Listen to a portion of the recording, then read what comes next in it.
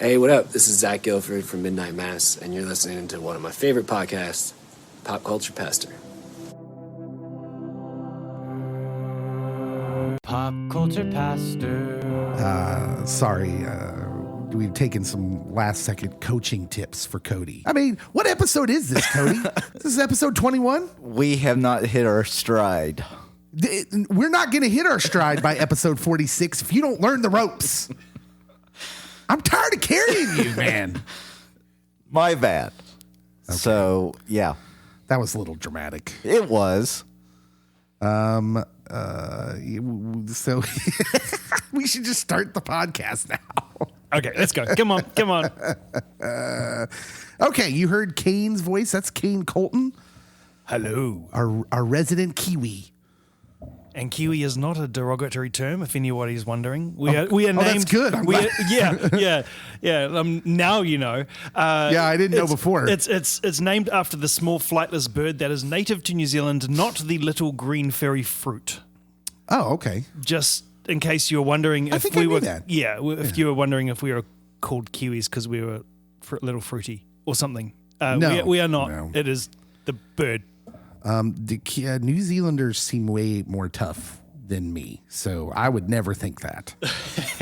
When y'all do that haka thing, that's scary. And I'm gonna learn that properly, and I'm gonna do one for you, and I'm gonna scare the living daylights out of you. Oh, you're gonna be so scared of me for the rest of your life. You're not even gonna know what to do with yourself. That's amazing. I cannot wait for that. Scott Patrick Dillon's here. I'm here. I like that we refer to you by all three names, which were all also first names. Yeah, sorry, don't mind my like computer giving me a serial message. Killer. You mentioned that last time, and I will do it every time.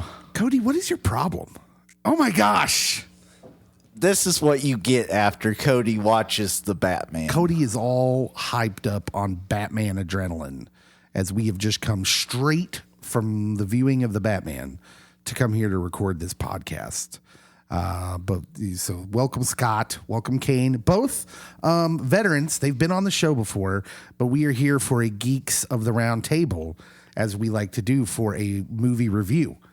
We did it last time for Spider-Man No Way Home, and now these two guests are back with Cody and myself, and we're going to break that down. We're going to break down the Batman. We've finally got we think we've got a structure to it that we will take to every movie review that we do from now on.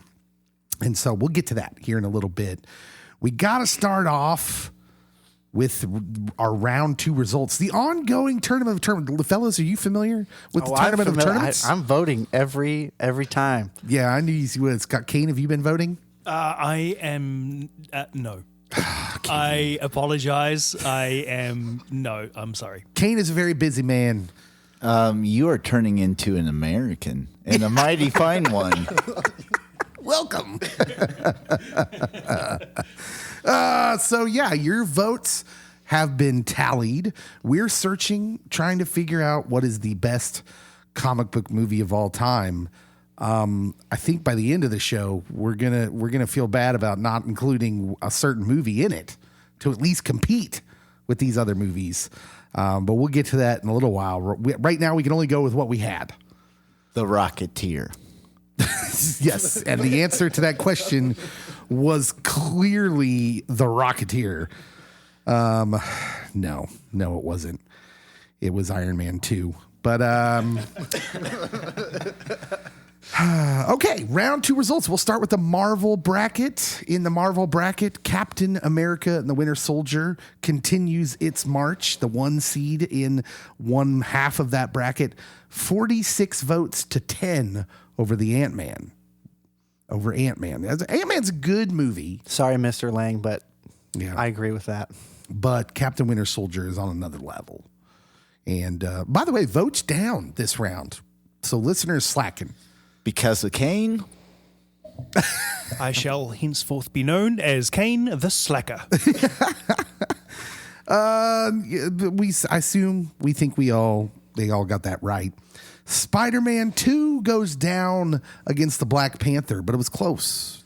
34 votes to 19. That's how it should have been. You think so? You're all right with that being close? Black Panther's had a couple that have been closer than what we thought. Spider-Man 2, once known as the best comic book movie of all time. When it came just out, makes me sad that it went down, but it also shows how great comic book movies have been. Yeah. Over the last, because Black Panther is a phenomenal film. It's a testament to the MCU and what they're doing now because, yeah, I would totally agree with both these statements. One, that Spider-Man 2 at one point was the best comic book movie ever put to film. And also, two, Black Panther's better. So, yeah, no offense. They're both great movies, but Black Panther wins. Avengers Infinity War with 40 votes. Oh, wait, we should say that Black Panther now will go up against Captain America Winter Soldier. Maybe our first real battle of heavies. Goodbye, Black Panther. You're just speaking into the matchup for people. Don't try to influence people. I think I'm going to definitely have to vote this time because I'm going to disagree with it. Yeah, I mean, there are people out there that think Black Panther is one of the best MCU movies. This is going to be a good matchup. Yeah, it's one of my favorites. I think it's great. Yeah, I think it's very good. I'm not anti-Black Panther. I'm just singing Candle in the Wind in my head for Black Panther next week. But are you singing 10,000 candles in the wind? Avengers Infinity War with 40 votes. Spider-Man Far From Home with 9. It's the end of the road for the second Tom Holland Spider-Man movie. And Spider-Man No Way Home with 40 votes. This is a very similar vote to the Avengers, the first one with 13. So we had one Avengers victory and one Spider-Man victory. That sets up Avengers Infinity War versus Spider-Man No Way Home, fellas. Wow, in the other half of that bracket. That's some good semifinals right there. Okay, so in the polls, I know the one that we're putting on Poll Tab doesn't allow for discussion. But the one on the geek group where we're able to put actual polls, and they can comment under them, I expect those two to generate some discussion. Some heat. There needs to be some discussion. So by the way, I'm just going to comment on every single one of those. That Scott Pilgrim versus the World should not have lost out to Batman versus Superman. I'm calling out everybody in that group. You all know who I am. I'm coming after every single one of you for that. Yeah, I'm still a little sad about Scott I Pilgrim. might switch denominations just so I can join the group and then trash those who voted for BVS. I'm with it. Yeah. So yeah, it sets up a big matchup there. We have Avengers Endgame, 57 votes to Shang-Chi's 4. Into the line for Shang-Chi. Shang-Chi's a fun movie, but it can't stand up to Endgame. No. Endgame's a great movie. So Endgame, and that's why it's the 1 seed. It's moving on. I should also tell you that Endgame is your number 1 vote getter for the second round. Avengers Endgame. I'm not surprised by that. Not one bit. No. And it might have been the easiest matchup to call, maybe? Okay. That I can go with. But yeah. It has a lot to do with the matchup. It doesn't mean it's the best. Yeah. Settle down. I have feelings. Okay. And they're in the other side of the bracket, so. Yeah. Guardians of the Galaxy, 41 votes over Logan with 12. Does that surprise you? Yes. Logan is so much better. It deserves more than that. I think that I voted Logan, but I also could have easily voted Guardians of the Galaxy. It was a fun movie. I'm so torn with that one. I'm a fan of Guardians. Yeah. Yeah. I'm so torn because what the director of Guardians, whose name escapes me, James Gunn, what James Gunn did with Guardians of the Galaxy was so like of his own kind of, what they did was kind of their own creation. Whereas the rest of the MCU, you're basically working off a lot of source material. I talked a little bit about this on a previous podcast, but the Guardians of the Galaxy didn't have nearly as much source material that they used because it was kind of a corny book up until they tried to reestablish it in like the late aughts, early 2000 teens. And so what he did with it was pretty much create his own Guardians of the Galaxy for the movie universe. But Logan is fantastic. Logan's just a great movie and bleak. So bleak. Marvel's bleakest movie. Easily their best X-Men movie. Oh, well, sure. yeah. That's not hard to do, though. That's not even close. It's easily the best X-Men movie. But Guardians of the Galaxy moves on. They'll go up against Avengers Endgame. That will also be interesting. Captain America Civil War with 43 votes. The original Tobey Maguire Spider-Man with 9. So Captain America Civil War moving on. Oh, I wish we would have got the rights to Goodbye Toby from The Office, because we could have played it right there. yeah, he's gone twice this round. The Goodbye Raimi Toby. films are out. Yeah, this is all other Spider-Mans are out. Garfield never had a chance because there were none of those movies on the bracket. We did not decide that Garfield Spider-Man movies were in the top 32 of all Marvel movies.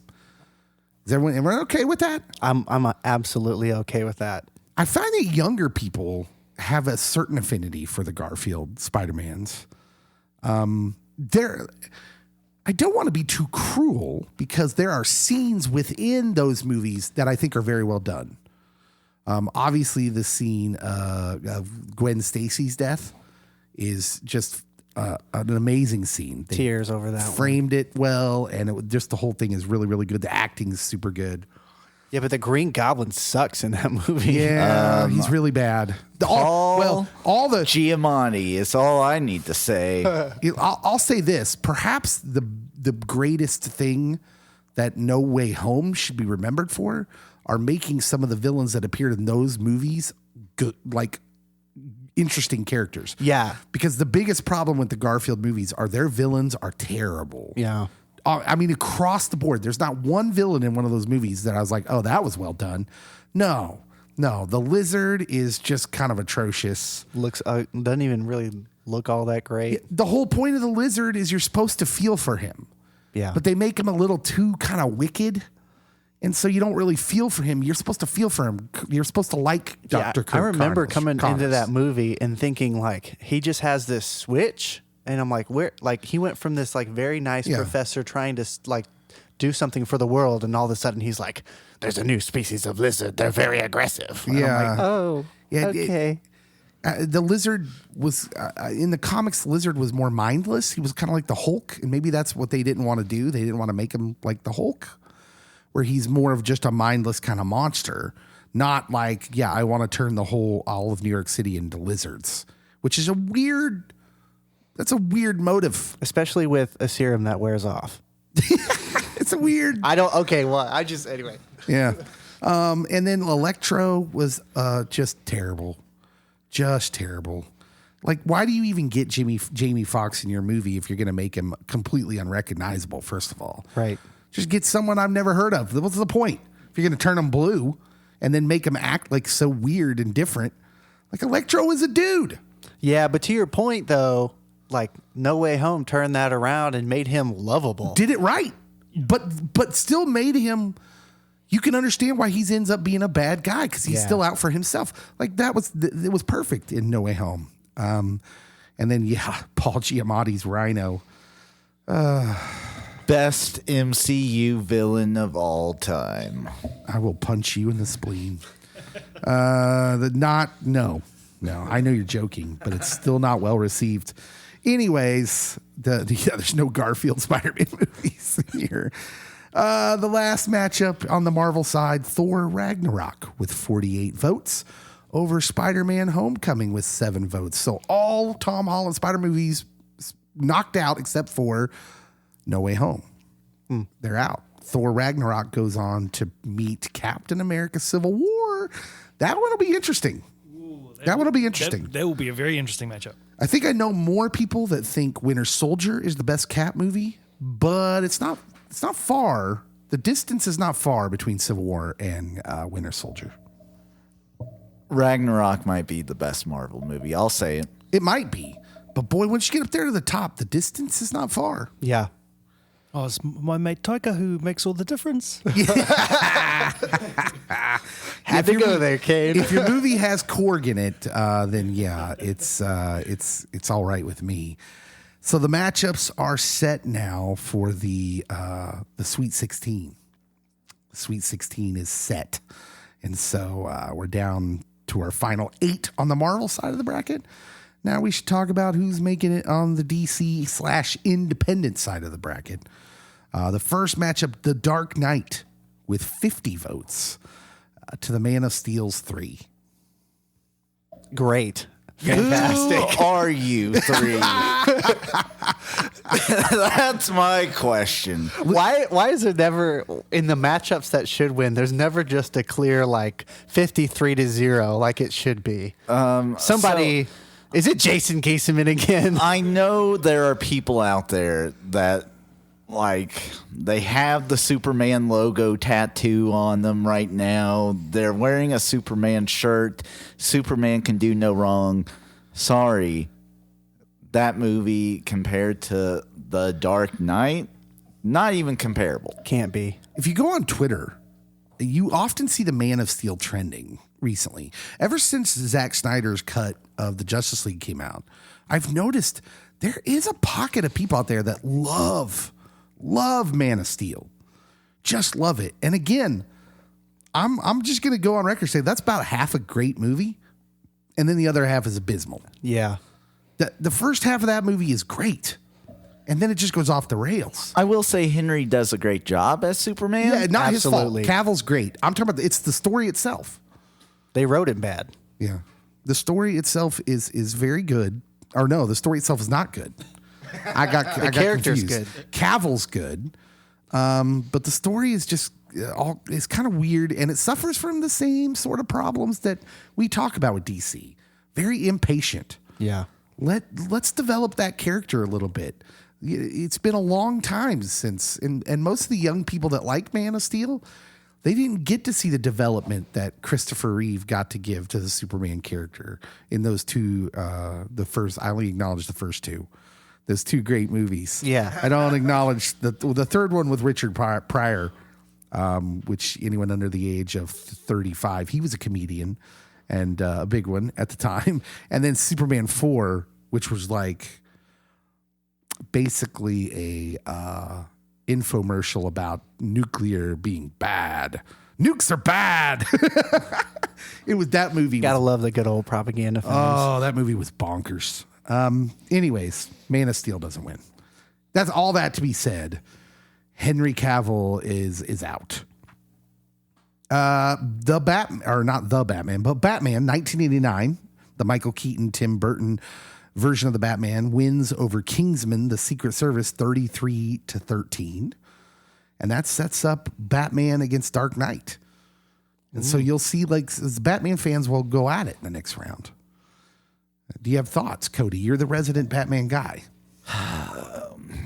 Goodbye, Michael. Yeah. Although most frequently I see his name as the top actor to play Bruce Wayne / Batman. That he did the best with the two. Although it's I'm okay tough with that. Yeah. to say that just based off the script that he was working with. Yeah, I'm Tim okay Burton. with that. I think that matchup comes down to the Jokers, and that's why the Dark Knight should win in a stride. Yeah, I'm going to be honest. I voted for the Kingsman. I think it's a better movie, and I didn't like what Tim Burton did with the Batman. I didn't like his style choices. I didn't necessarily like the story choices. And I've always thought that movie got more credit than it deserved because it was just the first kind of serious take on Batman. All we had was the campy TV version from the old days. And I think people just liked it because it was the first try. And I think once we get to the movie review, the one we're reviewing tonight, it'll be even more so that one's a joke, in my opinion. It did have an amazing Batmobile, though. The Batmobile, stylistically, the Batmobile in that movie was great. I mean, yeah. What can be better with a big long car with a a jet engine the entire length of the car strapped onto it. It was with that- bat wings hanging off the back. It's like the Bat limo. Yeah. It's like- It was super long because I had one, like a Hot Wheel of it, and it was like twice as long as any other Hot Wheel. Yeah. But with the same wheelbase. Yeah. You know? To cut a corner, he has to shoot the little. Yeah. You know what I'm talking He's got about. to swing it out like a semi. That's right. Yeah. Actually, Lego did a great version of the 1989 Batmobile in a really large scale. And that's really cool. It's one set that I'd love to get one day. Okay, Yeah. so you don't have it. I know you're don't the have only Lego guy. Yeah, it is very, very cool. It's a that's a fantastic Lego set. I gotta agree. At being a fellow Lego builder with Yeah. you, Kane, yeah. Yeah, we got 2 Lego guys with us today. I'm also a Batman guy too. I mean, I know Cody is the resident Batman. I'm the visiting Batman guy. Yeah. Just want to say that. Okay, it's cool. Yeah, you know, you Batman guys. Lego also makes each version of the Bat cowl and the stand for it to go on. I've been tempted to buy those. All right, good. You should. That sets up. We already talked about what it sets up. All Batman violence. The next round, the next round of 16.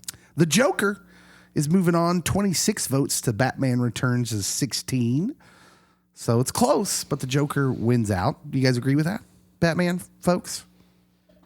Returns is probably the better of the two Tim Burton. And I will say it deserved to be close to the Joker, but the Joker was phenomenal with Joaquin. Was it phenomenal, Yes. or was And it just good? He was phenomenal. Like I'm on the same. his boat dance here. scene alone should get all the votes. Yeah.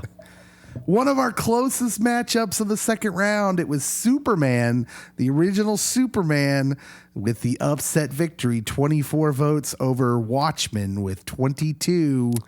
What do we think, fellas? I might walk out. There it is. Yeah, the Watchmen deserve way better than that. Yeah.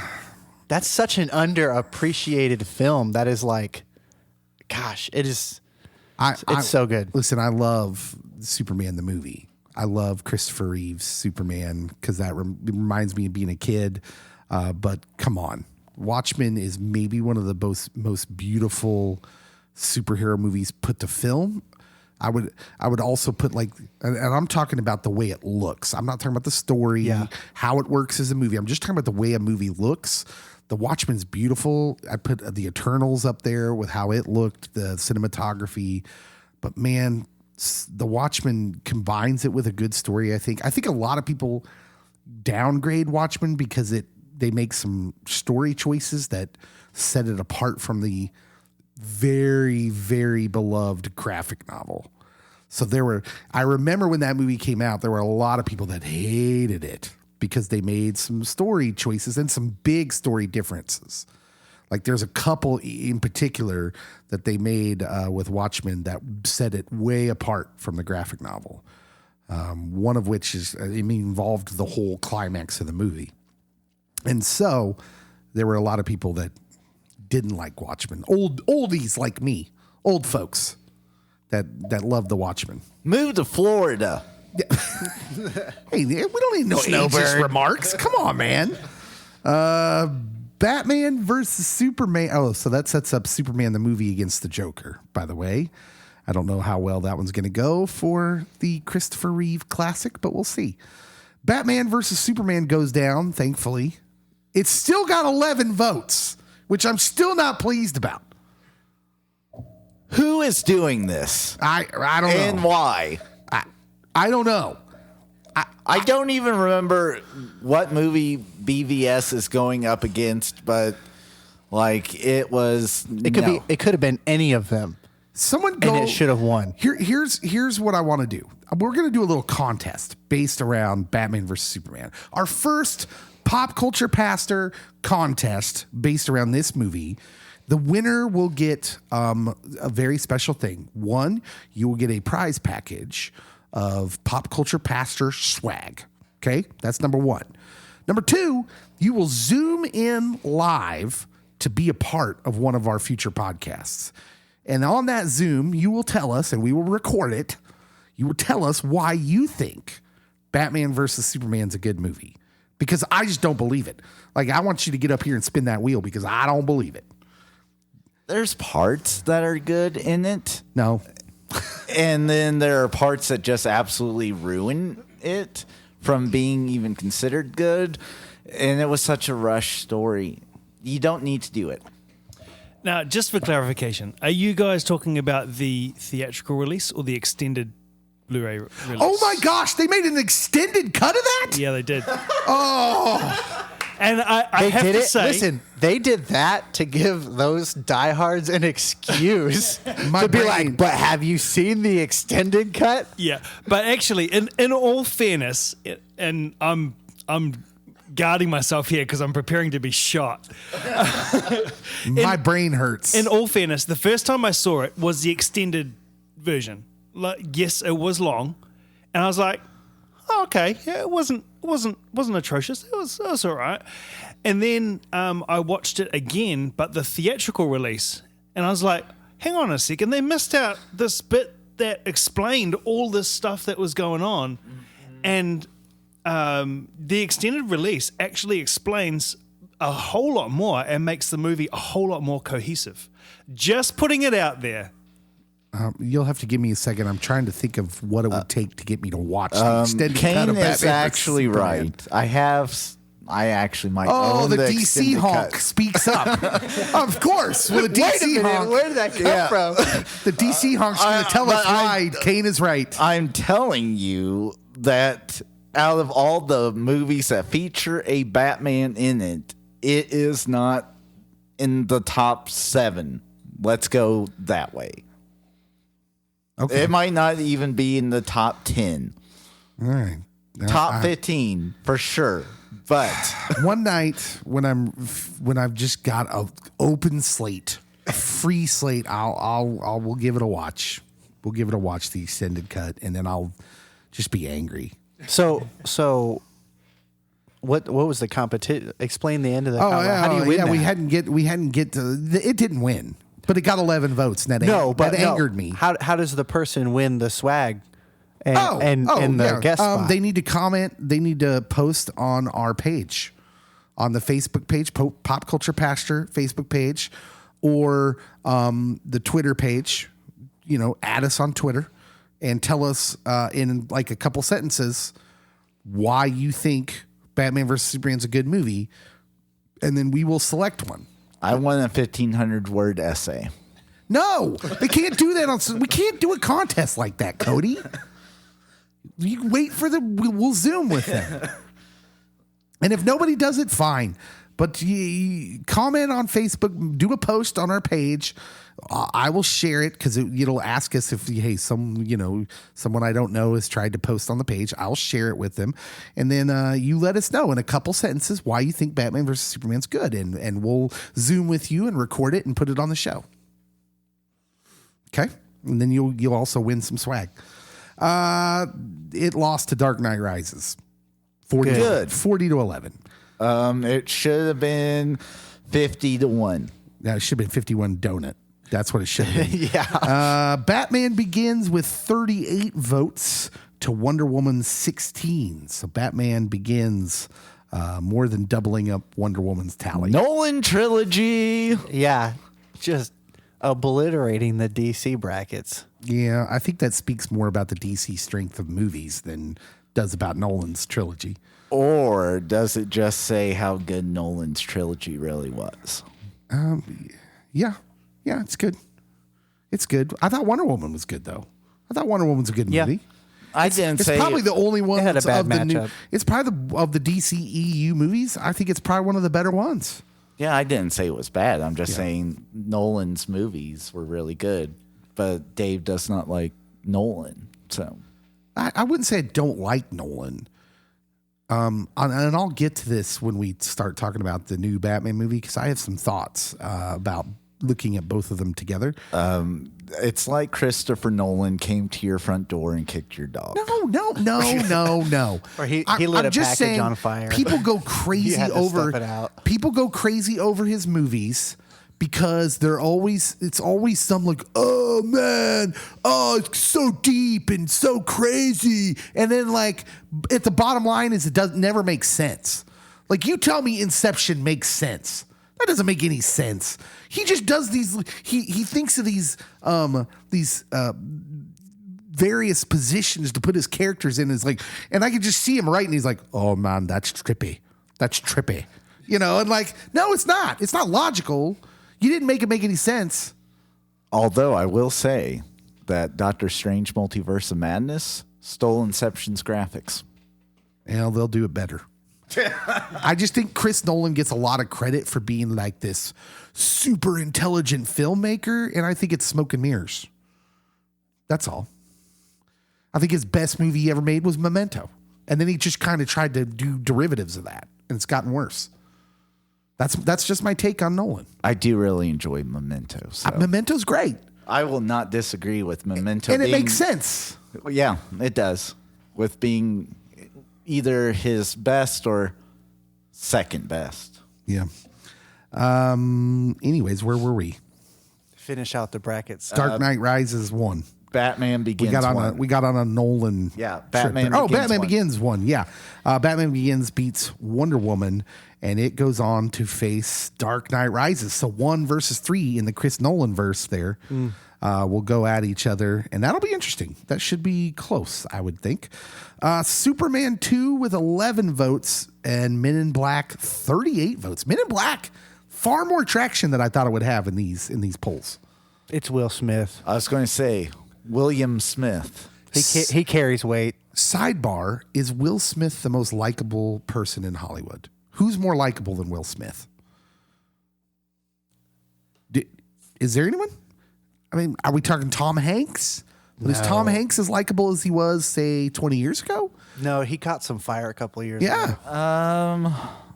I'm going to say... he's caught some shrapnel here and there. Will Smith, everyone loves Will Smith.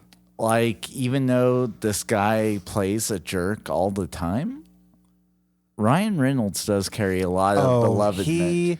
Ryan Reynolds is beloved in Hollywood. That's a great one. Here's an even more interesting question. Will Smith has given some clues that he may be a Christian, and I think he's very private with it. Denzel Washington is Christian and not very private with it. He's pretty outspoken. Serious question.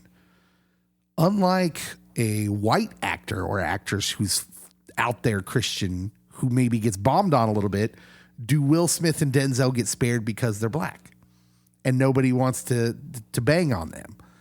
You know what I'm saying? Like, you're asking dangerous questions. I know. Are most people not paying attention because they're black?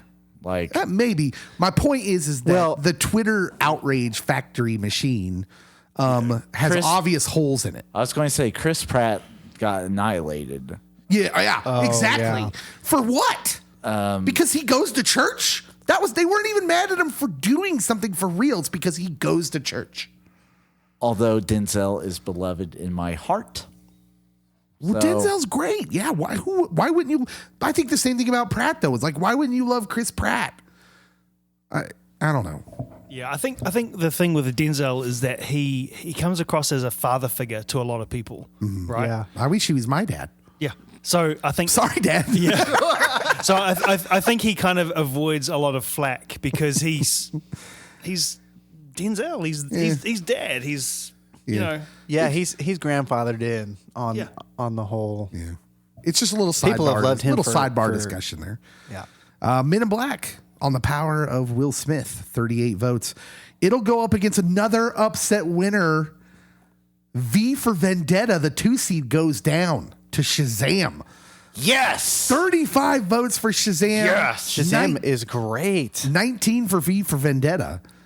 And Shazam is Shazam moving got on. my vote for sure. There's a comedy edge to that bracket. So Shazam will go up against Men in Black to move on to the Elite Eight. One of those 2 movies is going to be the Elite Eight. I'm here for it. V for Vendetta is great, though. Oh, man, it's so good. Yeah. It's just old enough and just young enough to get caught in the in-between. When did V come out? Man, it had to have been the early 2004? aughts. Yeah, early aughts. Okay, so whenever people, 2004, 2005, whenever people say Spider-Man 2, greatest comic book movie to come out up to that point, I go back to V for Vendetta was better. Because you do it all the time, even though you just had to look it up. I had to double check that it was early enough because in my mind, Batman Begins is pretty close to Spider-Man 2 in the release timeline, and I would say Batman Begins is better. I will amend it to saying Batman Begins is better than what? Spider-Man 2.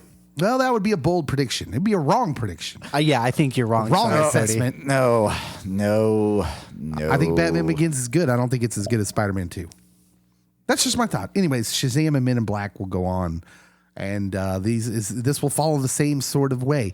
We will put polls for the Sweet 16 round starting Friday. They'll appear in the same places they have been, and then you can let us know. Now you've heard our opinions, which don't mean much, but it is our show. So respect, recognize. I'm just kidding. It just felt like a good place to drop some authority that I don't have. Okay. So we've updated you on the tournament of tournaments. When we come back, it's time to talk about the Batman. We saw the Batman the Geek Roundtable coming up. We'll take a break. We'll be right back.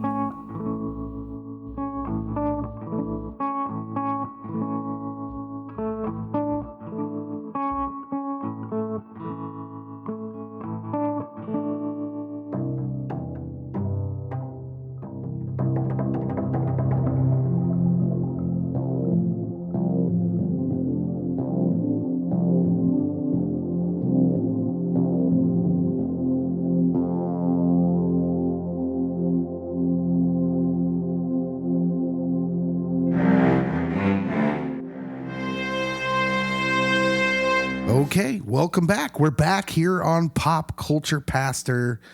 We saw The Batman, starring Robert Pattinson, starring Zoe Kravitz, starring Paul Dano, Jeffrey Wright, John Turturro, Peter Sarsgaard, Andy Serkis, Colin Farrell, directed by Matt Reeves. Oh, and I think we'll mention the music too. Michael Giacchino. I don't know who that is. He did the music, and I feel like we should shout him out because the music was great. So good. Kurt Cobain did some of the music. He did a good job. Well, right. I'm talking about the score, not the Nirvana song they played multiple times during the movie.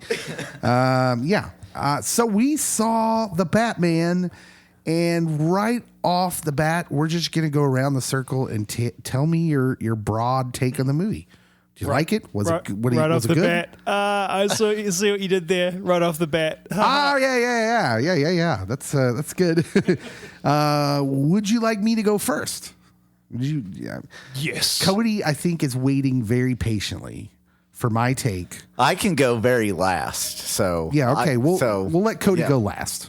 This is just a broad take, by the way. We don't need a 45-minute dissertation. Well, you're getting on what you thought about the movie. No, that's not good podcasting. If there's anything I know, it's good podcast. Anyways, okay. Here's what I think. I think here on Sunday, March 6th, as we're recording this, we saw the best Batman movie ever made. I think it's the best Batman movie ever made. By far the best DC movie ever. And Cody is giddy. He's got his hands up near his face. I think it's the best Batman movie I've ever seen. And just on I'll get into this in the later subject. We're going to talk about our favorite scenes here as we move along here, and I'll save my thoughts. But I have very specific reasons of why I think this movie is better than The Dark Knight. Which I love. I love The Dark Knight. Even with my thoughts about Nolan, I love The Dark Knight. Scott. I'm on the same train as you, Dave. I came out of it like I think I just saw, and I'm not even going to chalk it up to recency bias. It's just everything about that movie was everything I've ever wanted. Well, yeah, everything I've ever wanted to see in a Batman film, and I think we got it. Yeah. It was wonderful. I agree with you. That conclusion. Kane Colton. I had extremely low expectations going into the movie. Wow. Like extremely low. When I first heard that Robert Pattinson, that's his name, right? I always forget his name. Anyway, whether he was doing the Batman, I was just like, oh no, please no.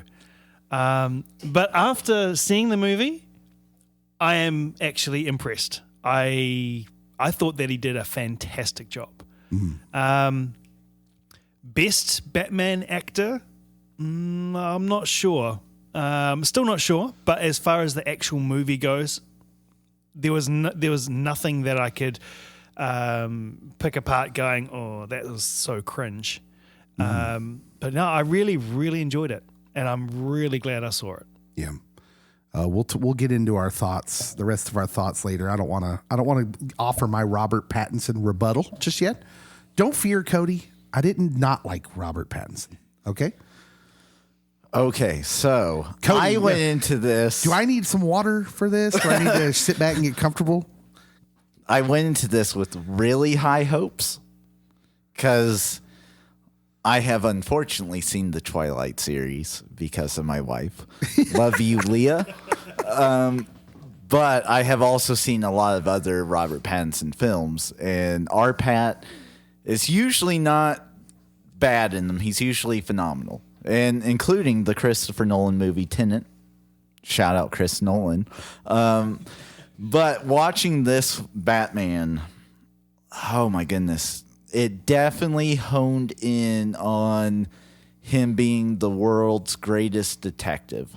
The villain choices were phenomenal in regards of the Riddler, who is always at least 2 or 3 steps ahead of Batman. And so it's this game of catch up, and love it.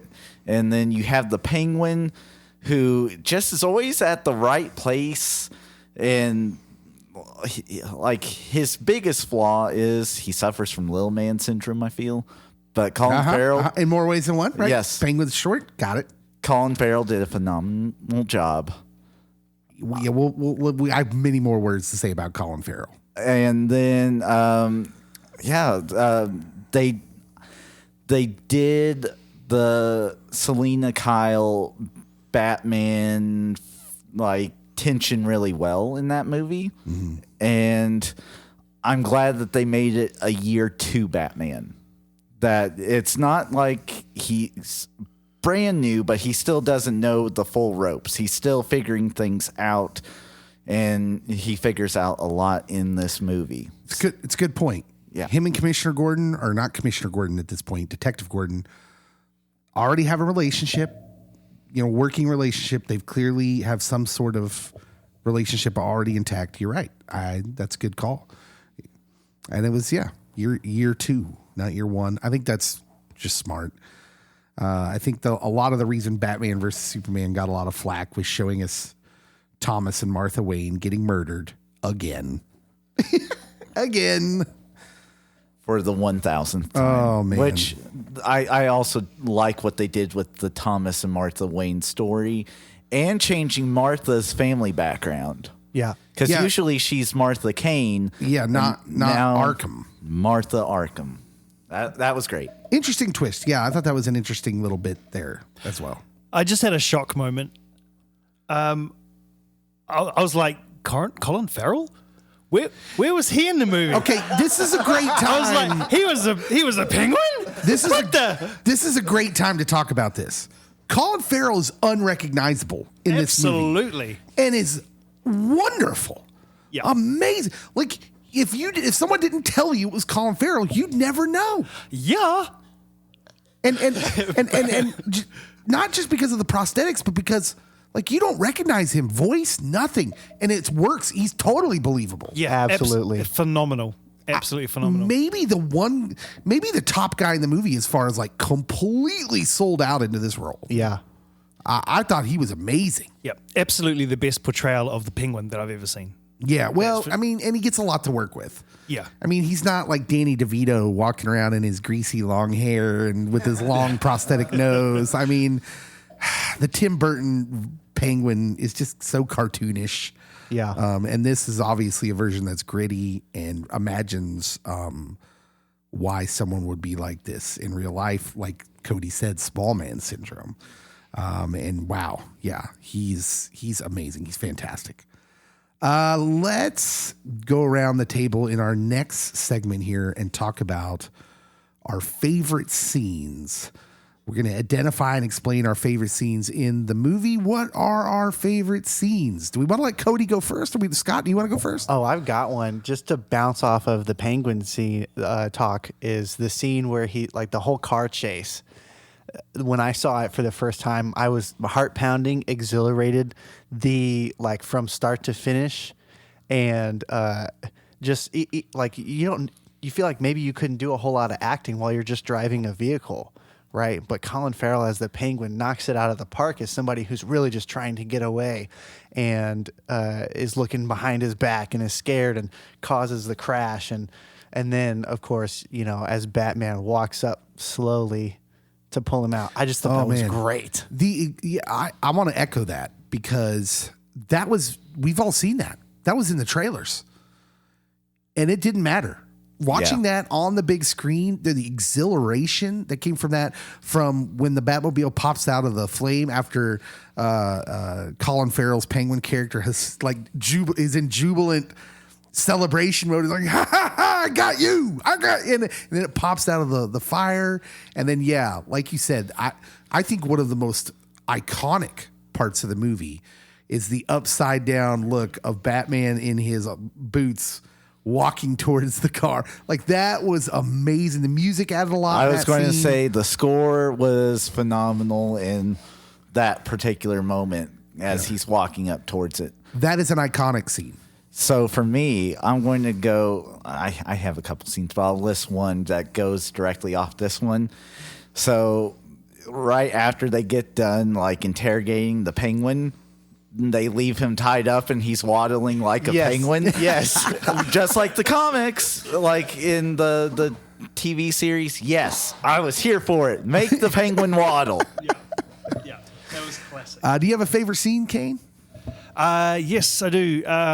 When I think it was near the end when he was having a big fight with a whole bunch of guys with guns, and it was pitch black except for being occasionally lit by gunfire going off. I thought that was when he's approaching 44 below. Yeah, when it was artistically, that was really cool. All of the fight scenes, I will say, in this movie were very well done. But you're right. Another iconic scene where they're using the fire of the muzzle fire from the machine guns to light up, like in a strobe light effect, him making his way down this hallway.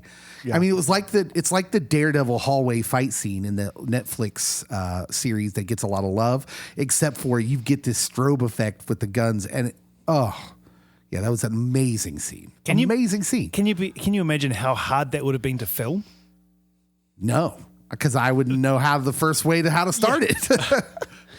On the whole fight scenes there at the end where he's taking out the Riddler goons and he's beating up and he's throwing them over the ledge and they're hanging and dangling. I just got this callback of playing all the Batman Arkham gangs where you can hang you can fight these massive amounts of goons and hang them from just about everything. I'm just like, this is like a love letter. I was going to say that the movie ties in really well with the Arkham video games. Love those. Another scene that I think might be the most... Okay, so on Twitter, they said the scene right after this one's the most iconic. I'm going to go with this scene being the most iconic. So after Batman cuts the power cord and he goes over and he starts leading the people out with his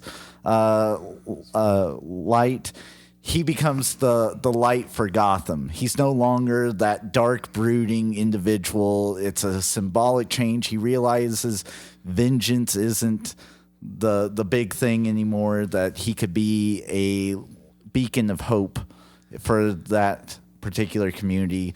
Twitter says it's the scene after when he's carrying the lady, but It took Nolan 3 movies to get to that point. 3 whole entire movies to get to that place. We don't get to see Batman be the hero very often, as it turns out. To be the guy that, like, we get to see it with, like, a random kid. Like, remember there's the Nolan movie where he saves the kid. Yeah. He saves Gordon's kid in The Dark Knight. You know, like, the one kid who sees the Batman as he really is, the hero. But that's not, in the comics, he's a hero. He's not a vigilante.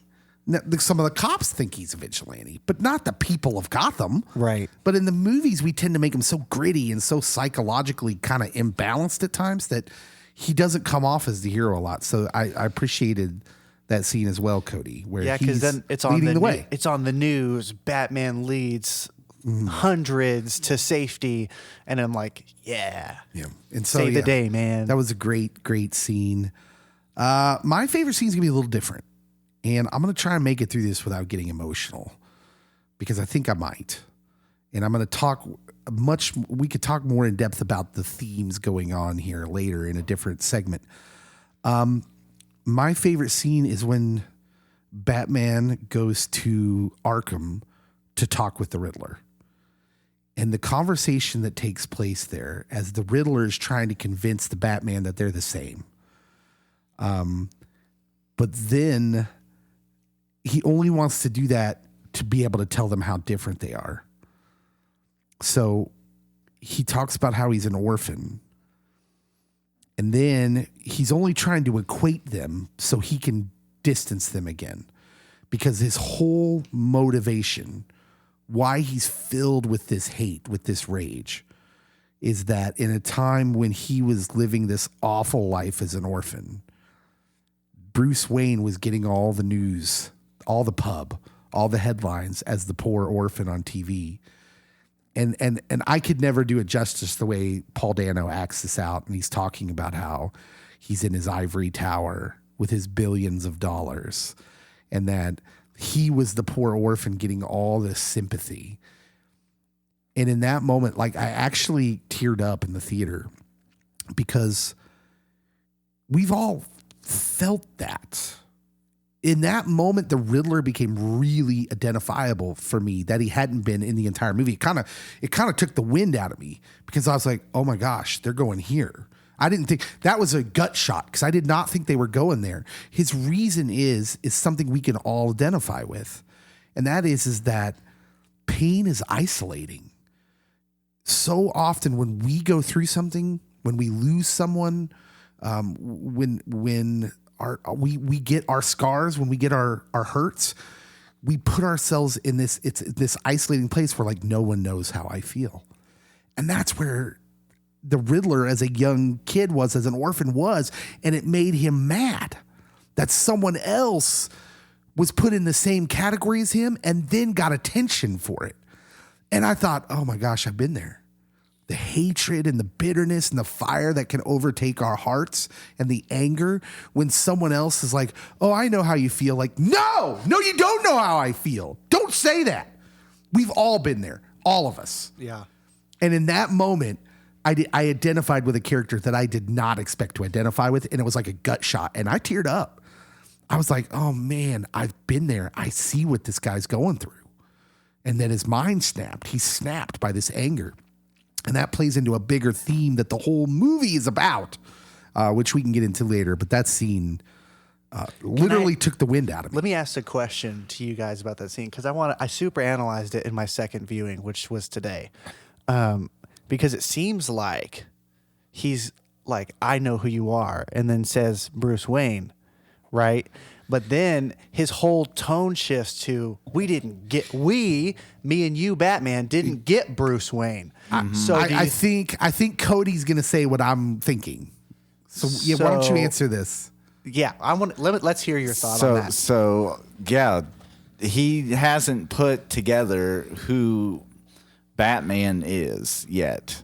Yeah. And that Bruce Wayne, which it's so weird that, I mean, it goes back directly to what you said, that as a kid, he saw Bruce Wayne get all this attention, but like to pass on the sins of the father to Bruce Wayne, who has been a recluse that no one has seen for a while, according to this movie, that he's not going to board meetings and all this. And like Carmine Falcone is like, oh, this funeral got you out. And so, I mean, there's so much within that. And I just love in that scene that the Riddler equates him and Batman being on the same team, same mission. And Batman realizes that he has been a pawn in the Riddler scheme this whole time. Yeah. While the Riddler thought, oh, he's a willing participant. That was dynamite, by the way. Yeah. That the Riddler was under the impression that the Batman wasn't trying to stop him. He really thought, and when you're like that, when you're desperate for a friend, isn't that the way that goes? Yeah. Isn't it you mistake lots of things for like, oh, does this person want to be my friend? You want to be my friend? And that actually, they play off that. In one of the epilogue scenes at the end of the movie, when he's in Arkham, they play off. In fact, a character in the movie, which we can talk about later, plays off of that exact thing that he's just fallen victim to, the Riddler, that is, on, oh, I'm your friend, you know? Yeah. My identification of that scene, Scott, was similar to what Cody was saying. They allow Arpat to do some face acting through the course of the movie, which is hard behind the cowl. But my interpretation is that the Batman was fully under the impression that the Riddler, at some point in the movie, is under the impression that the Riddler knows who he is. Yes. And then he does more face acting in that scene when the Riddler is talking about that, where it becomes clear. So it's hilarious because in that scene, the Riddler says, oh, you're really not as smart as I thought you are. And the Batman doesn't have to say it, but you can see it in his face for the first time in the movie. He's like, I know something he doesn't know. It's for the first time where you can see the Batman realize, oh, I have the upper hand here. I thought I didn't, but I do. He doesn't know this. And I mean, when you're in the apartment of the Riddler, everything like Bruce Wayne related is very close to the Batman related stuff. And so it definitely leads you there.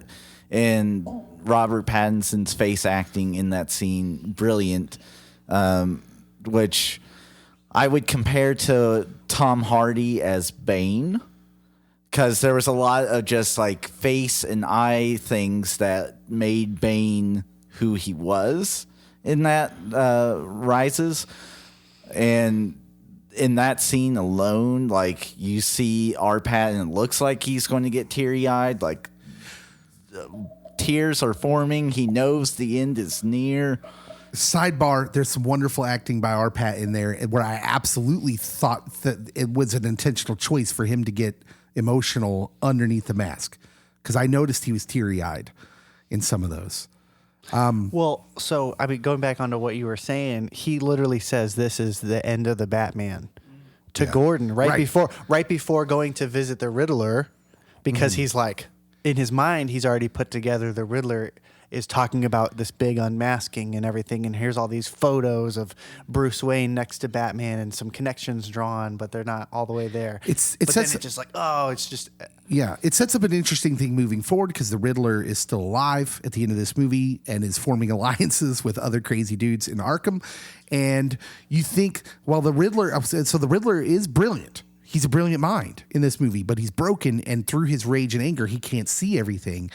But maybe it wouldn't have been easy to see at this point, because the movie does a really good job of saying this is a Batman who's not quite using his financial might to power the Batman. It's not like Christian Bale's. It's not like the Nolan Batman who right away has a, probably $1 million vehicle at his disposal, the Tumbler. Like military vehicle. Nolan's Batman is living off of military contracts. Yeah.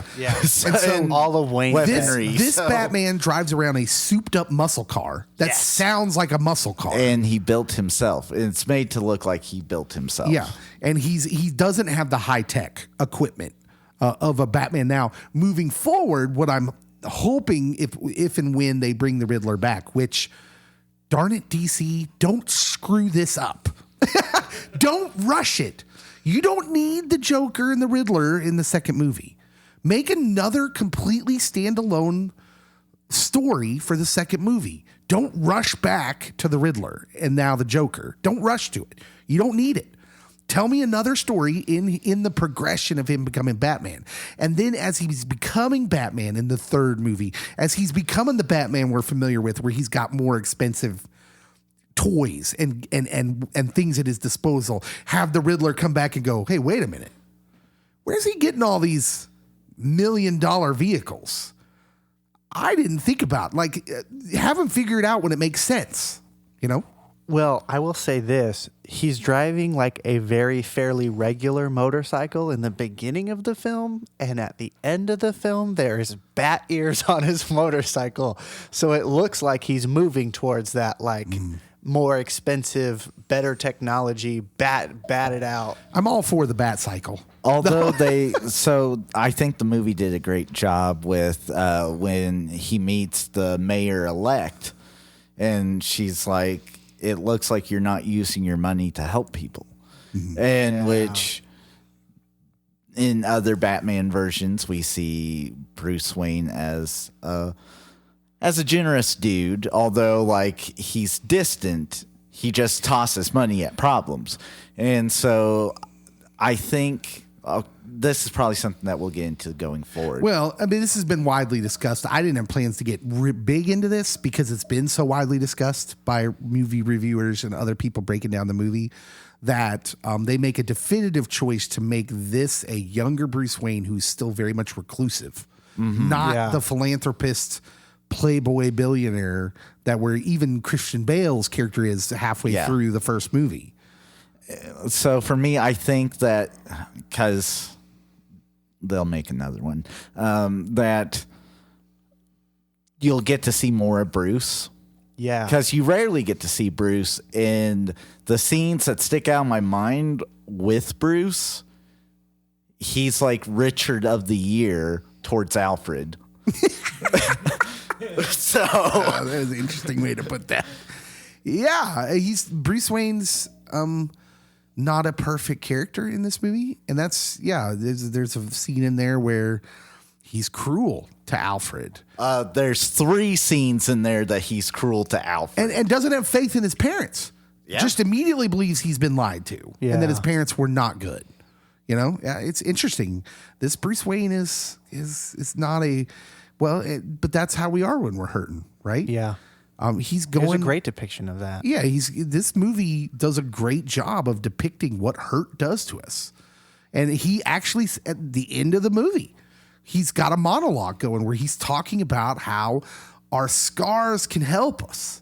They can help us point us like right direction. We have this discussion all the time as pastors, is that anger's not a sin. Anger helps point us towards holy causes. But if we hold on to it turns into something else that takes us astray. And this movie is all about that. But we'll talk about that here in a little bit. Any scenes that you think could have been better that didn't quite live up? Were there any scenes? It was all great. You think so? No scene, not one. Maybe this is controversial or not, but can I just bring up, the Riddler's friend at the end here? Yeah, let's go ahead and talk about that scene because that's the scene I'm thinking of too. Okay, there's an added on scene. Pretty much, it feels added on. Why? The outcome is that it's an epilogue scene. To me, I'm like, why? And maybe they will as they move forward. But why is DC? Why does every Joker that they have it feels like he was trying to copy the Heath Ledger with the scars on his face. Well, they show too much, first of all. Yes, so that's what I'm saying. They should have I think if you're going to you shouldn't have seen his face. Nothing changes about that scene if we don't see him. Okay. If we just see a shadow. So Matt Reeves broke this down, and I'll go with what Matt Reeves told. All right, tell me because I haven't heard Okay, this. So this Joker has a condition where he can't frown. So the smile, it's forced. It's not just scarring. That like Okay. he has a literal condition that his face is stuck in a permanent smile. So He also is not the full-fledged Joker yet. And there is a chance Batman has already encountered him within the early 2 years. Okay. But he's not the full-on menace that he will become. that's good. I'd like to Interesting. see them. I'd like to see them develop the Joker from the ground up instead of just like throwing in somebody. Yeah. That would be a good film. I still think it was forced and unnecessary in this movie.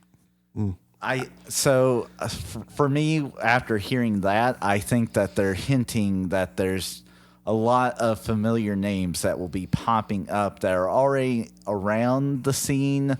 They just aren't the players yet. And with Falcone being shot and killed, there's going to be a power vacuum. Okay, but I get that. I understand that. Well, I I'm feel just saying I just don't think it was necessary. And I think if a story came out that said that was Warner Brothers pushing Matt Reeves, like, no, you're going to include something that points towards the Joker, but in the next movie to set up a sequel, that wouldn't shock me at all, because that was the only scene that reeked of Warner Brothers, right?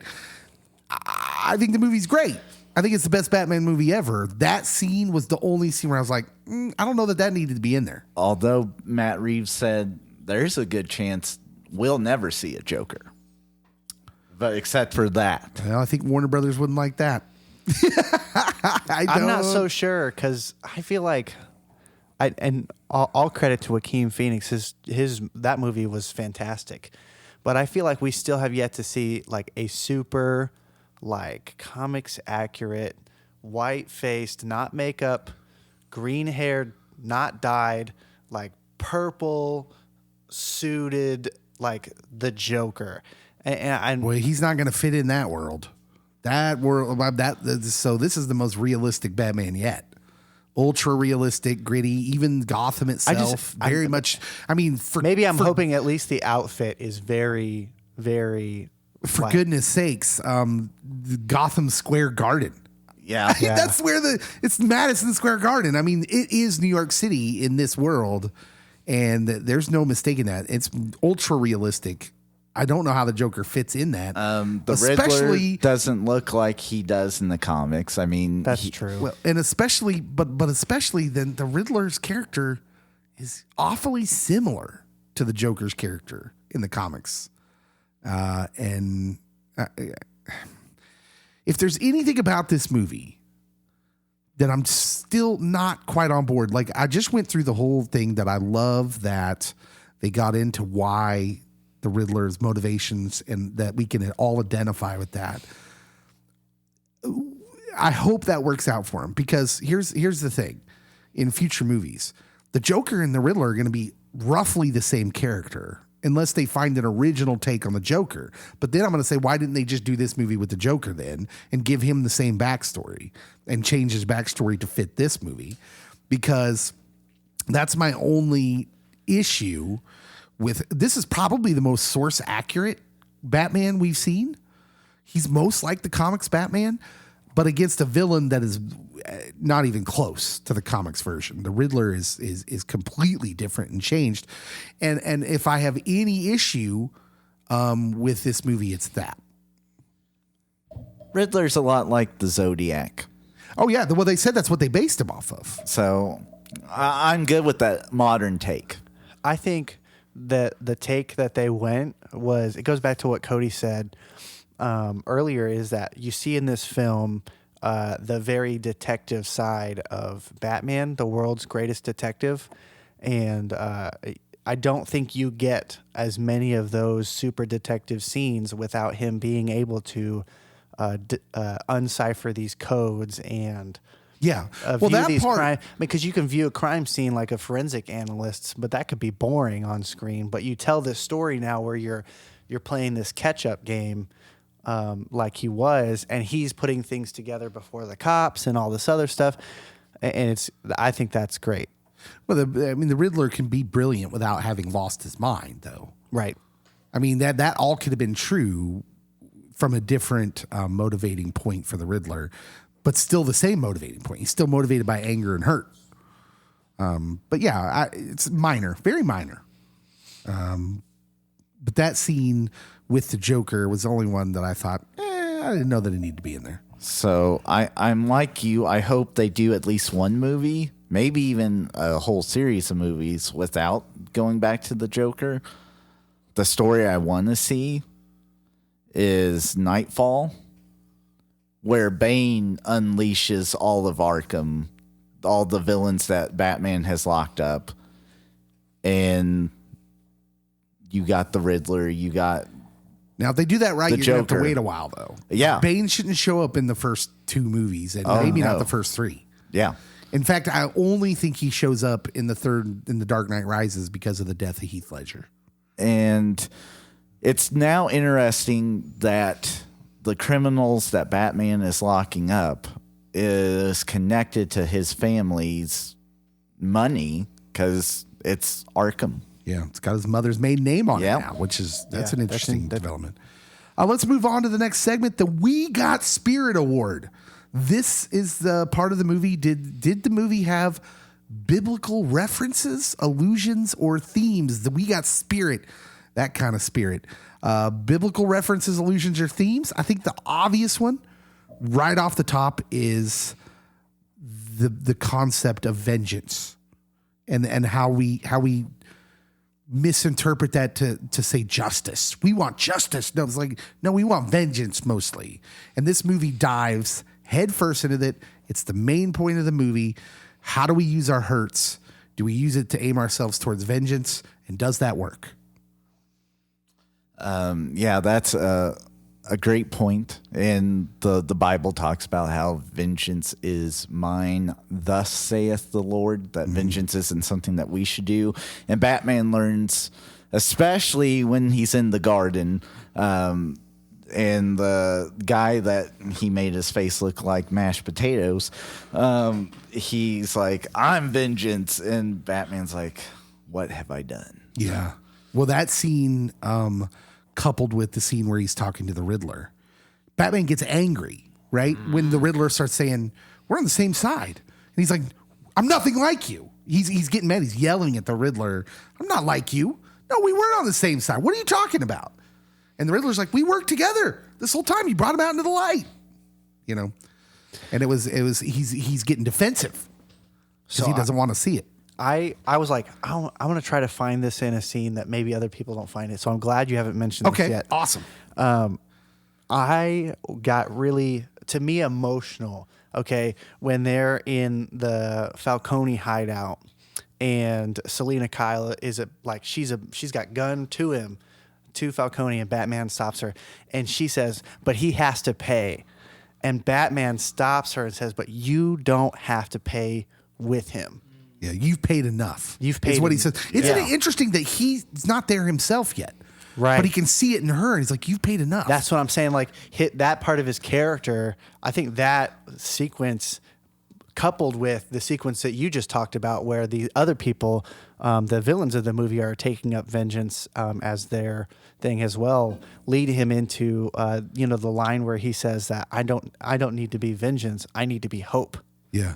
If pain isolates, and the pain given to us by the world or other people's brokenness makes us feel in chains, it enslaves us, then the whole point of is holding on to this vengeance, this anger that it takes to want vengeance, to justify your vengeance, is keeping you in chains. And the whole point of the movie is that getting your vengeance won't remove the chains. It doesn't give you this freedom. You're stuck with the hurt. Yeah. And it doesn't do anything positive. The only way for freedom is to let it go, is to let the anger go. Does your anger do you well? Yeah, exactly. Super biblical theme. That's a great point, because I completely forgot about that. And that happens before Batman's realization. So it's interesting that he sees it for someone else, but not himself. Yeah.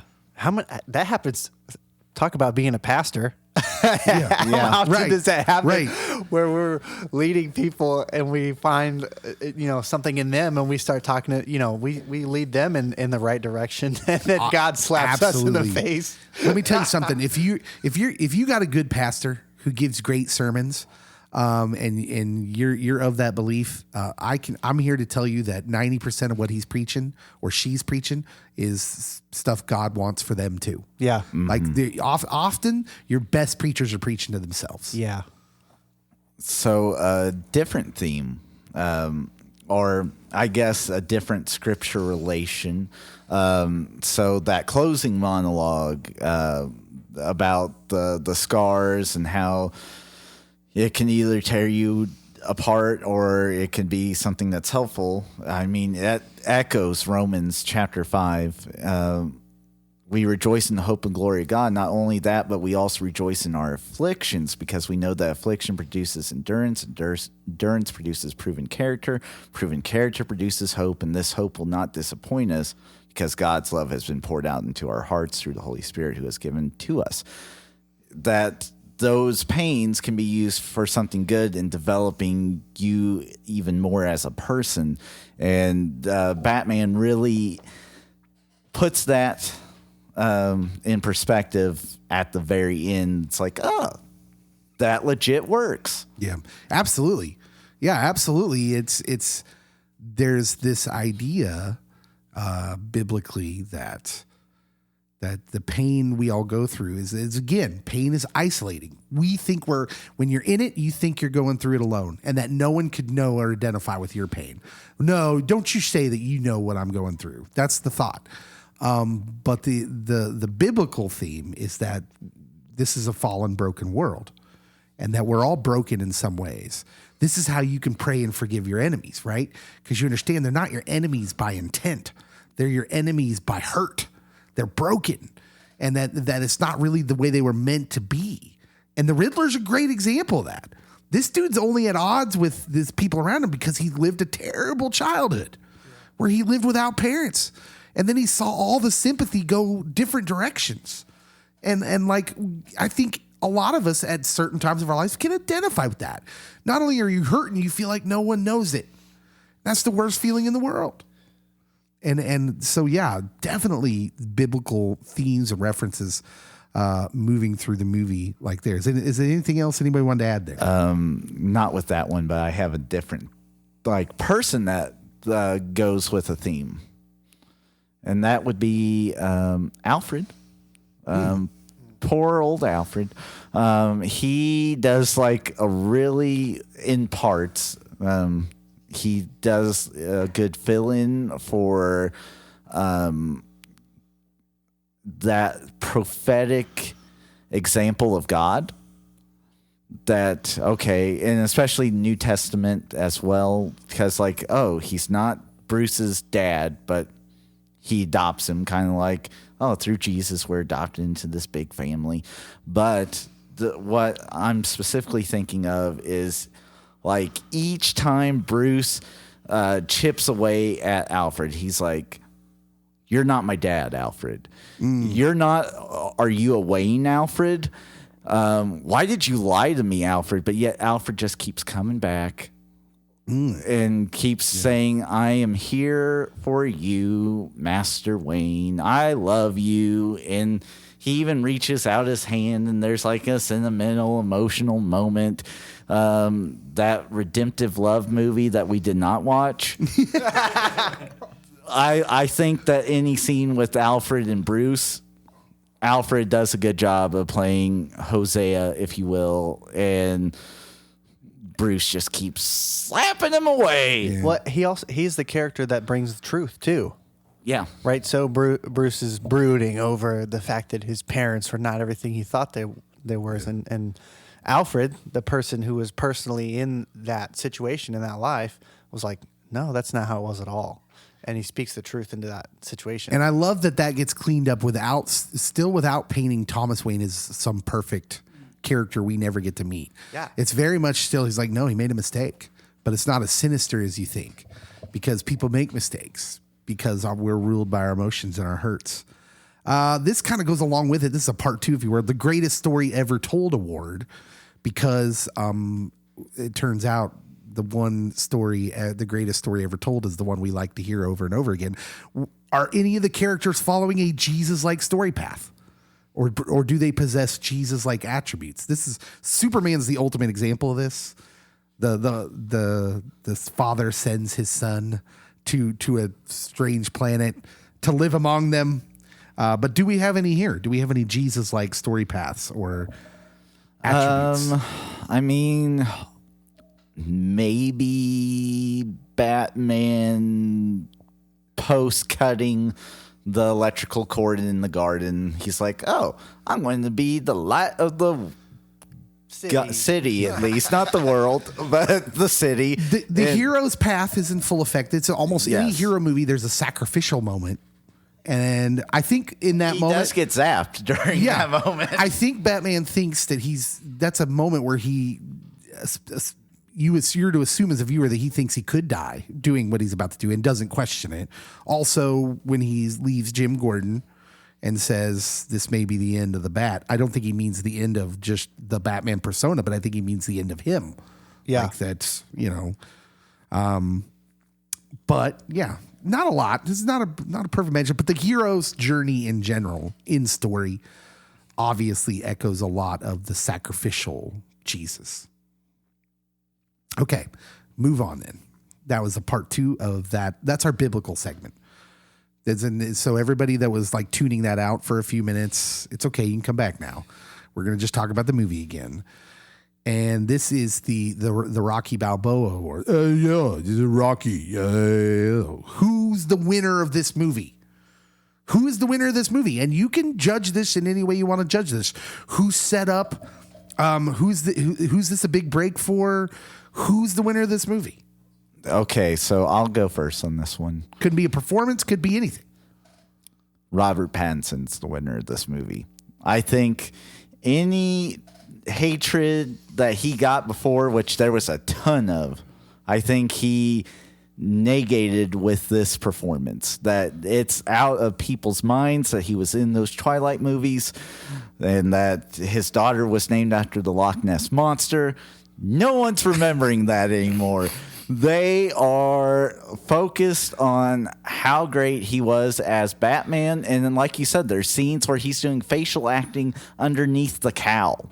And it's impressive. I'm not ready to anoint him as the best Batman ever. I'm not ready there. I'm not ready to do that yet. I have some problems with him being a little undersized still. Val Kilmer wasn't big. Because he's punching people and you're meant to think that he's packing a wallop. And yet there are a couple scenes in the movie where I almost had to stifle a chuckle because he's got his shirt off and like there's one where like his shoulder blades are showing very prominently and you're like, this dude doesn't have a whole lot of mass. It is early though.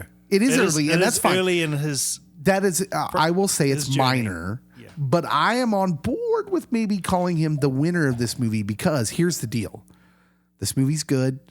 It's going to make a ton of money. There's at least 2 more of these coming with him in it.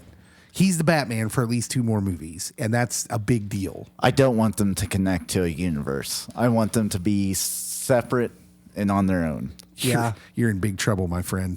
Like, don't put him in the Justice League. Don't connect him to the trash that's around him right now. Kane, who's the winner of this movie? I have to second. I did really enjoy his performance as Batman. I was pleasantly surprised. I was expecting a train wreck, and that's not what we got. Mm-hmm. But my winner of the movie has got to be Colin Farrell as Penguin. Phenomenal job. Had no idea it was Colin Farrell until you guys mentioned it earlier. Just so good. He was amazing. Really was. And like I think when everyone knew that was Colin Farrell early on before the movie came out, it was like, oh, Colin Farrell's in this movie, and then the trailer comes out, and you're like, why would you get an actor that looks like Colin Farrell and bury him under those prosthetics? And then when you see this movie, you go, that's why. Because this dude's not just a good-looking dude. He's an actor, really. I've always suspected that, but I don't know that there's a movie where I'm like, oh, the Dynamite. He was Dynamite in that movie. This movie, wow. I mean, I was blown away by him. I think it's a great pick. It's a great pick. No arguments. Okay. Scott, who's the winner of the movie? Who gets the Rocky Award? I mean, I gotta say, I just gotta agree with these guys. Our Pat, I mean, silencing all the haters for sure, and then just the Colin Farrell's like just like Kane said, you wouldn't even have to recognize him, but he's so immersed in that role of who he was. You're like, oh, this is the Penguin, right? This isn't Colin Farrell playing somebody. We're not Marky Wahlberg in this, like, at all. Yeah. Like, you know what I mean? This isn't, this isn't Jim Carrey's The Riddler. Who it was Jim Carrey in a Riddler outfit, right? This is the Penguin. Oh yeah, that's Colin Farrell. Like, I think that was amazing. I also, I will shout out Jeffrey Wright as like playing this like super noir, like fitting right into the film. Gordon, who is this clean cop who wants to see justice and is willing to go outside the lines by inviting Batman in. But I think his character like leads up to a what should be some really good growth on the character going forward, especially since as they clean up the department, he'll likely go up to the head of the department and become commissioner. So it would be hard to compete with the Nolan Gordon because it's just hard to compete with those films anyway. But this is I think we're all in agreement that this movie is just, if not on par, maybe even like our favorite Batman film. So I think Jeffrey Morgan for sure. While we're on or Jeffrey Wright, sorry, not Jeffrey Morgan. Jeffrey Wright for sure is he gets kind of under the radar on this, but he's great and maybe the best Jim Gordon ever among all the other best evers in this movie, and that's high praise considering Gary Oldman played him very well in the Dark Knight trilogy. And no disrespect to Gary Oldman. But I think what Jeffrey Wright is allowed to do here, like there's a lot of context. So a really bad movie, the context is given to you through dialogue drops. Just really, you understand that when there's a lot of corny dialogue drops where they're dropping context, which, hello, Batman versus Superman. Anyways, you understand that's a bad movie. In this movie, you get an idea of the relationship of Batman to James Gordon through the acting of the two individuals in action. They don't take the time to tell you why they have a relationship, how far that relationship's gone, what adventures and escapades they've already gotten into. The cops around them wonder, like, what is it with you and this guy? Like they're kind of, but they do the telling the story of their general that they have some sort of relationship, but there's an uneasiness to it. And I thought Jeffrey Wright was amazing, very nuanced, kind of subtly. yes. Jim Gordon incredibly well. Yeah, so to be different, he's my winner. Yeah. Okay. I have to say, I would say my runner-up is the dude that played the Riddler. He's just got like this almost nerdy kind of look about him, and then he starts going on his rants, and I got kind of a little bit taken aback, and I was like, okay, this guy's dangerous. Like, this guy's seriously dangerous. Like, you wouldn't think that he's dangerous by looking at him. But then he opens his mouth and starts talking, and you're like, whoa, this guy's scary. Yeah, let's talk about Paul Dano for a little bit, because Paul Dano in this movie So this is like the second thing I have seen him in that I can recall him being in. He's in There Will Be Blood. He's in Little Miss Sunshine as the older brother who's kind of I forgot about odd. that. Like, There Will Be Blood is what I most remember him for. And I mean, him and Daniel Day-Lewis, they're back and forth throughout that movie. Epic. Yeah, this movie though, he is, with all my problems with the Riddler being not comic book accurate, he's fantastic. And he has that in his background, and I'm having trouble recalling what movies there are, but he has this quality about him where he looks so unthreatening. To look at Paul Dano is to be like, he's kind of goofy looking. He's tall and gangly, but he's got like a giant head, right? Like, look, I can say this because I don't mean it as a dig. Because I'm goofy looking. We know our own, right? Paul Dano's not Brad Pitt. But or is he? But because of that, he has this very simple look. And then the way he can act menacing, though, the threat comes out of him just in the way he acts. Even though I'm not happy with the changing of the Riddler's character, thrilled with his performance in that at no time did I have trouble believing that this dude wasn't a major threat to Batman.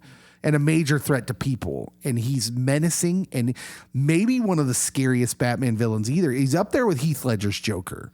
Because we see in the same way we see Heath Ledger's Joker, kill a couple people in The Dark Knight, but not in the way we see this guy work. And Paul Dano is very menacing as a serial killer type guy.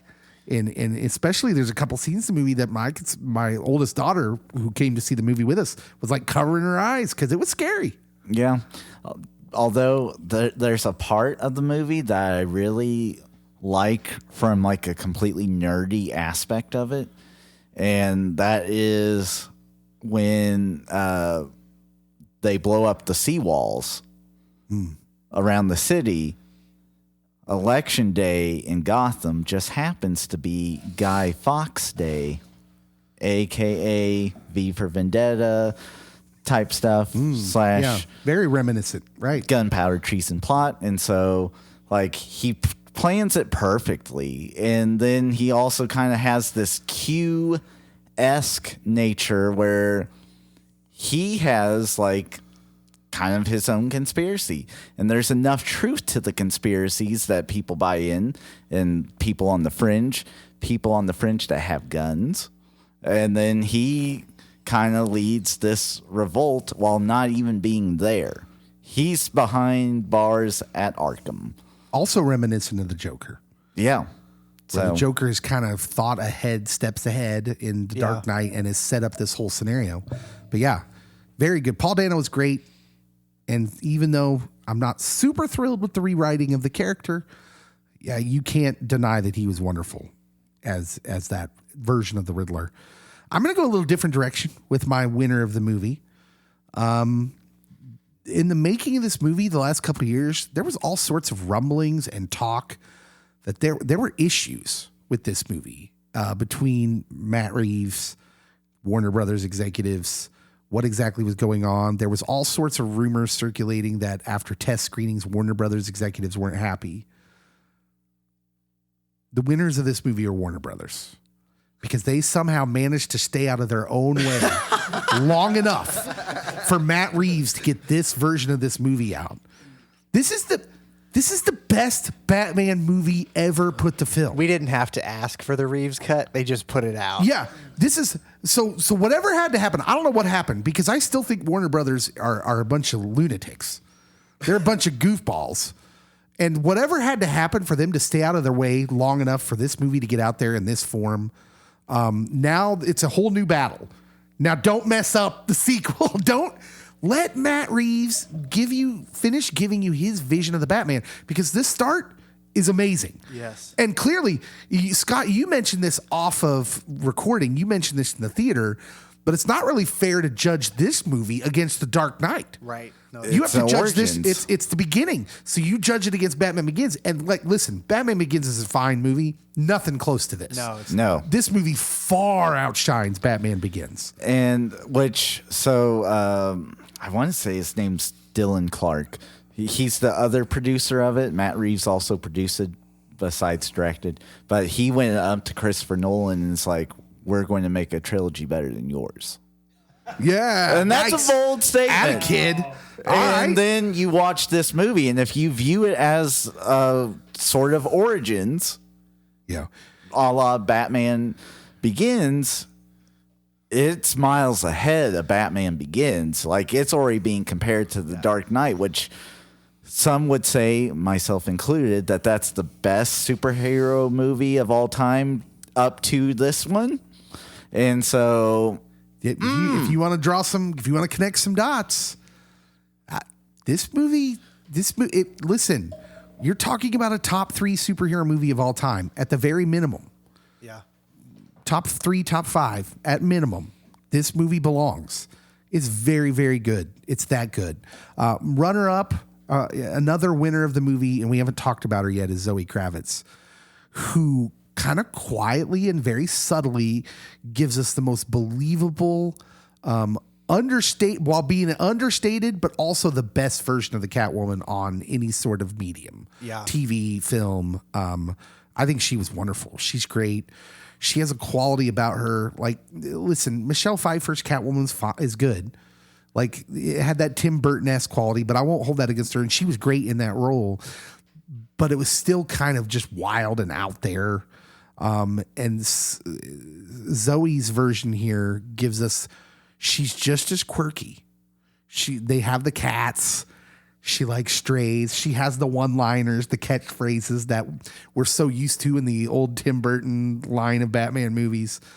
But there's something about her where the performance can be understated, but you understand that she's really, really good at what she does. I also they did the relational tension between her and Batman like really well, where you kind of feel like they're I mean, and they have a scene at the end of the movie where they go 2 different directions, and yet he's still looking back for her. Oh, she'll be back. Yeah, Right? she's definitely coming back at some point. But my point is their characters are always, he's always on the path to justice, and she's a cat burglar, right? So like that's she even like throws a line there. She's like, "Hey, let's go take down some grubby CEOs or something like let's go do more crime together and take down these high profile people." And then she looks up and she sees the bat signal and she's like, "Oh, you're already spoken for," which is the justice of Gotham. Which I appreciate because you have maybe the most source accurate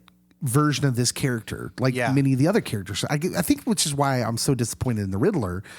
But Batman and Catwoman, you have very source accurate stuff because unlike, Michelle Pfeiffer's Catwoman, where she's like certifiably nuts. I mean, she's crazy. This one she's not crazy. And the motivation is immediate affection, right? So for Bruce Wayne and Selena Kyle in this movie, and again, it's understated. They don't have to drop a lot of context through, verbal dumps to do this, but because of the acting, because of Pattinson and Zoe's performance, you understand that the motivation, the early on motivation here is affection. These two like each other. They see a kinship in each other, and she's a cat burglar. Doggone it. Don't forget that. Like, cat burglars, the thing about the Nolan verse one was when we meet her immediately, she's like trying to steal huge diamonds and such. Right. Like, no, come on. Can we get a small time Catwoman first? Yeah. And this movie's great. Zoe Kravitz was that. Yeah. And it's like they even play on that in the movie where, the whole scene where she steals the money from the Penguin. She doesn't like stick around to take both duffel bags. She just grabs one and goes, Yep. Leaves the big duffel bag full of money there because it's not going to be easy to get. Yep. She's like, well, it's not worth it. I don't just need that one bag of money. So I appreciated this version of Selena Kyle we got because I felt like she's way more believable, way more source accurate in my opinion. And you believe that these two could have a relationship. Yes. Like at the end of the movie, it's like, yeah, I believe that Bruce Wayne and Selena Kyle could be in a relationship. I never believed that Michael Keaton's Batman and Michelle Pfeiffer's Catwoman could actually have a real relationship. Right. Because one of them is crazy. So yeah, Zoe Kravitz did great. Let's move on to the next one. The Go Get 'Em Next Time award. Go Get 'Em Next Time Slugger. Was there anyone who puts in the most disappointing performance of the film? Is there anyone in this movie? It's going to be hard because this movie we've already established is really, really good. But is there someone in the movie who it just doesn't click for you? Well, you two have already said that the Joker was kind of a waste of space in it, which that is Barry Keoghan. Barry Keoghan. Barry Keoghan, yeah. He was in the Eternals as Druig. Yes. And I thought he did great with the minimalist aspect of you slightly get to see his face and you hear the laugh. So I actually liked him. I don't have anyone that I'm like, you didn't do so hot. Maybe Peter Sarsgaard, but I was gonna say, if I have to pick one of them, Sarsgaard's whole I'm not a good guy, but I'm vulnerable routine. I was going to say he's trying to be pathetic and lovable. Name one district attorney who seems that pathetic. None. Yeah, I mean, these are all, for the most part, people in that position are cocky. They're egotistical because that's who they've had to be to get into that position. I don't think he can return for a role though, because he kind of lost his head there. Yeah, well, I mean, he doesn't make it through the movie, so I'm fine with it. But for a big name actor, and we're picking at straws, right? I mean, it's not like I'm going to sit here and bet my house on that was a terrible performance. I'm just saying there's not a lot to choose from, and if anything, I just didn't buy him as a DA of Gotham City. Let me say this. More as there's room to expand the character as Robert Pattinson's Bruce Wayne side of things. Mm-hmm. I feel like there's a lot more to him that we can see develop. We've talked about, we've seen the billionaire philanthropists in these other films. Where he's he's saving face in front of the people of Gotham. And I think he's got a lot of potential to grow into that, especially like that conversation he has with the mayor-elect and his whole idea of becoming Hope, and Alfred saying, you're still a Wayne, when you go out, wear your cufflinks, I think there's a room for him to kind of let's say in a sequel, he starts pouring money into a new renewal where they are fixing the city streets from the flooding and all that stuff and repairing the city. And he comes out as a face of that. I think because there are some scenes where he's Bruce Wayne in this where, like you said, he deserves a Richard of the Year, for some of the things. Well, now that he has had this personal growth on the Batman side, I'm like, let's see it on the Bruce Wayne side. I think this is a fair criticism because before this movie came out, a lot of people were writing those clickbait kind of articles on who the best Batmans were, but they split it up. This guy was good at playing Batman, but he wasn't good at playing Bruce Wayne, or this guy was good Bruce Wayne, but he wasn't a good Batman. So I think if we're judging them on all the actors on this, I think it's fair to say that at the very least, I would give Robert Pattinson an incomplete grade on Bruce Wayne because he doesn't get to do a lot. The Bruce Wayne we get in this movie is still heavily damaged, reclusive. We don't really get to see him, and he's very he's like the goth kid in high school who was writing dark poetry. He didn't talk a lot, so we don't have a lot to go on here. But it's incomplete. I think he's very hyper focused on being Batman, and that's the only route to doing any good. It's what he says early on in the movie to Alfred. But I think going forward, you're going to see him utilize that Bruce. The flowers he gets in this movie are for immediately becoming one of the best Batmen. Yes, maybe he's in that conversation, but I don't know. Is Bruce Wayne's still incomplete? We don't know yet. All right. Bottom line question. Is this the best Batman movie ever? I mean, I think we've all kind of answered this at some point. Scott, is this the best Batman movie ever? Yes. Kane, best Batman movie ever? Yeah, I'd have to agree. Yeah. Yep. Cody's this is he's tough. torn here. So I will 100% say this is the most comic book accurate Batman portrayal. It's hard for me to separate Heath Ledger and his death from the factoring into the Dark Knight. I'll say that is a holdup because you immediately go to a more sympathetic place. Oh my goodness, look at, he was so brilliant in this, phenomenal. And you just kind of add that in. But I think I'm at a place I can say this is the best Batman movie. Yeah, I'm going to say it is the best Batman movie, and I'm going to take us to the courtroom. I'm going to get very legal here, legalistic in my thinking. If you think the Dark Knight is better, I would ask you why.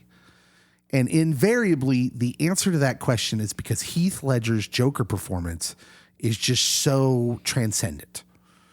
Heath Ledger's Joker performance, and I still think you could say best comic book villain ever. I don't think this movie changes that. But I think The Dark Knight and this movie take on, they do a very good job of taking on the roles of the villains, where I think The Dark Knight as a movie is much like its villain. He's a dog chasing after cars. And if he caught it, he wouldn't know what to do. You know, I think that's how The Dark Knight is very much chaos. And at the end of this day, I don't think there's a point to the story. I like points to the story. Yeah. The point comes in Dark Knight Rises, remember?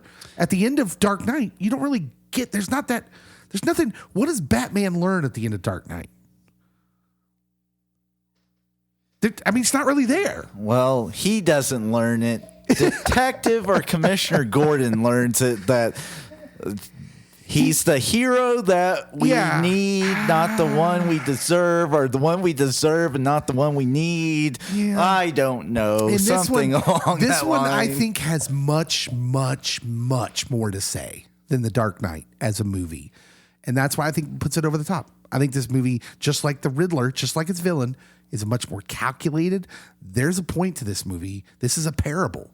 This movie is a parable, and they're definitely telling you something with this movie. Unlike The Dark Knight, which I'm enthralled by the chaotic nature of it and the villain at play here, and how he just remember he's the guy who just wants to watch the world burn, and that's what that movie is it just wants to watch the world burn. Well, and that chaos. Hold on, that chaos is fun to watch. Train wrecks are fun to watch when you're not in them. Yeah.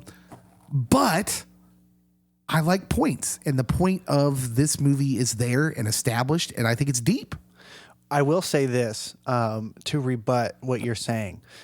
In The Dark Knight, the Joker does have a larger goal, and it plays out through Two-Face. His whole point is to say, even the best person is one event, one step away from where I'm at.